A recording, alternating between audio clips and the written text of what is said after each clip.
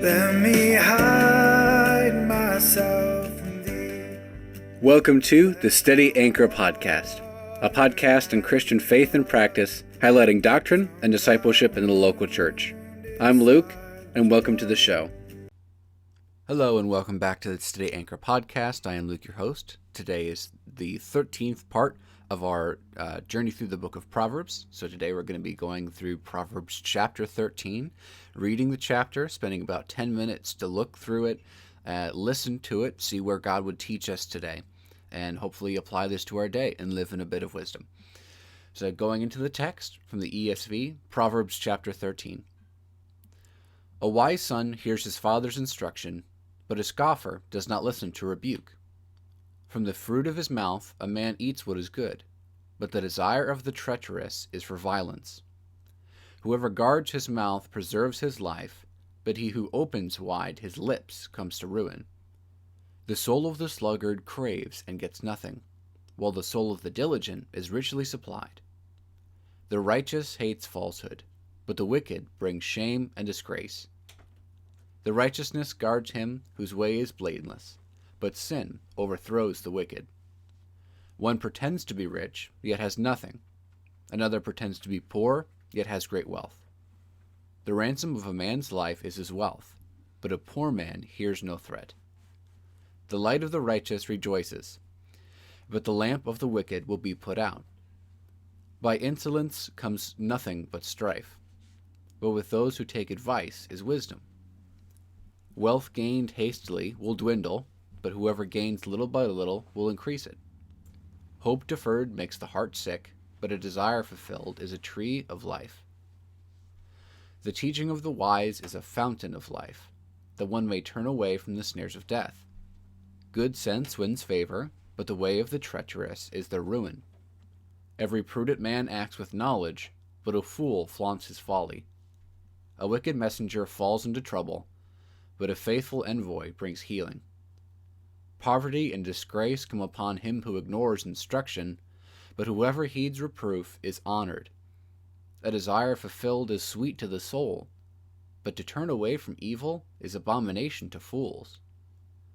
Whoever walks with the wise becomes wise, but the companion of fools will suffer harm.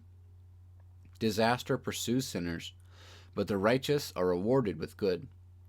A good man leaves an inheritance to his children's children, but the sinner's wealth is laid up for the righteous. The fallow ground of the poor would yield much food, but it is swept away through injustice. Whoever spares the rod hates his son, but he who loves him is diligent to discipline him. The righteous has enough to satisfy his appetite, but the belly of the wicked suffers want. This is the word of the Lord.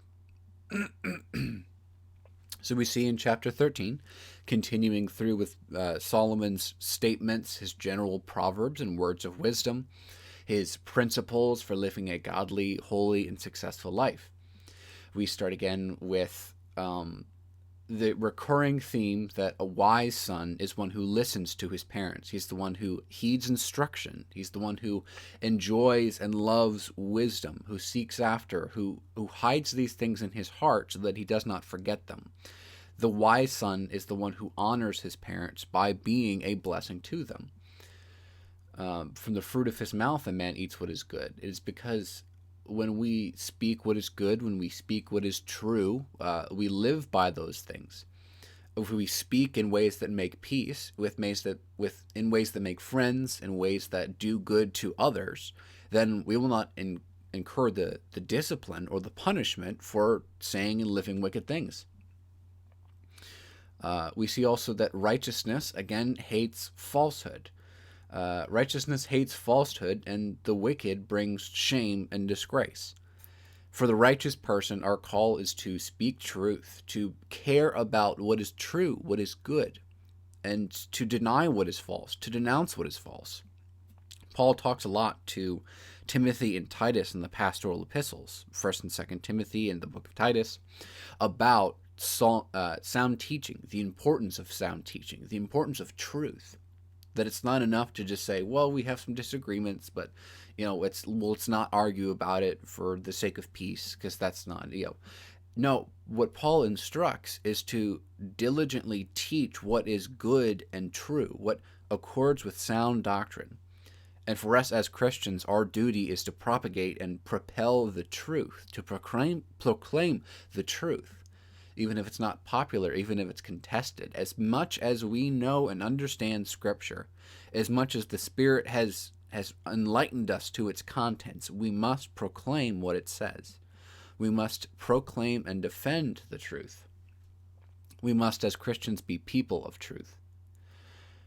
We know also that good sense wins favor. Verse 14, that the good sense wins favor, and the way of the treacherous is their ruin. That acting with wisdom earns us favor in the eyes of the people around us. And another condition where it's not a perfect promise for the future, like if you act good, everyone will always love you, because as we've said, there will be people who do not like us because we are living holy and righteous lives.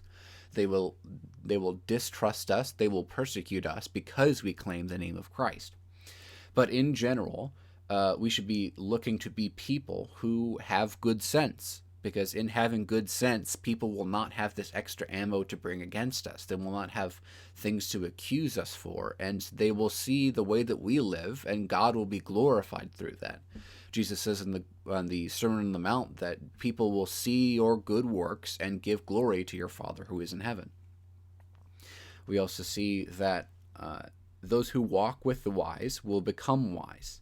In verse 20, it says that whoever walks with the wise become wise, and the companion of fools will suffer harm. It's a statement kind of like what Paul says in the New Testament, that bad company corrupts good character. It's the same idea, where the more that you spend time in intimate community with foolishness, with people who say foolish things, who do foolish things, who think foolishly, the more inclined that you will be to be caught up in their schemes, caught up in their patterns, caught up in their way of life. But if we surround ourselves by people who are wise, people who are seeking after the Lord in wisdom, people who have experience and insight, and who are righteous and truthful and trustworthy, then we will, in their presence and following after them and living with them, become wise ourselves. And that's a place where we need balance, because we know, of course, that we shouldn't seclude ourselves from the world as the church, because we've been called to go out and to make disciples of all nations. And so we must still be involved with people who we disagree with people who do not fear the Lord, who do not practice wisdom.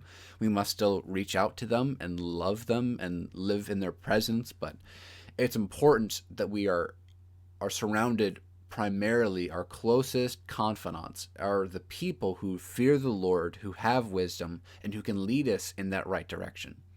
If you go out and try to live life in evangelism and spend all of your time with people who hate the Lord, and never spend time with your church, with other Christians in your community who can hold you accountable to the truth and make sure that you're not falling into the sins that they are living in, then you're in great danger. Finally, in verses 22 and 24, it speaks of a good man, what a good man does. A good man leaves an inheritance to even his children's children. It's a statement that it is good for us to save up, to be wise with our money, to be generous, to be kind, to the point where even our grandchildren get an inheritance from what we have saved up for them. It also says that whoever spares the rod hates his son, but whoever loves him is diligent to discipline him.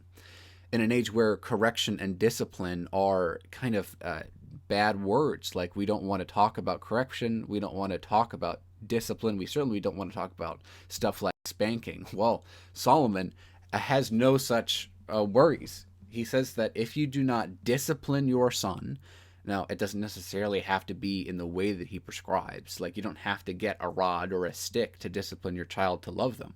But if you don't discipline them at all, then you aren't loving your child.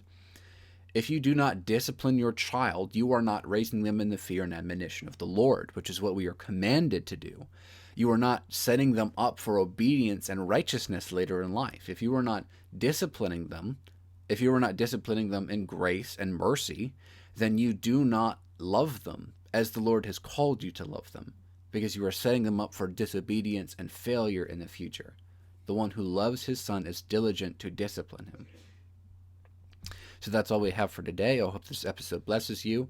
If you've enjoyed it, please share with a friend. Let us know what you've gotten out of these episodes. We love to hear feedback. Sorry again, because the last 2 videos have also had the wrong chapter title. They've both still been chapter 11. So we'll fix that in the next one. Go and have a great day. God bless.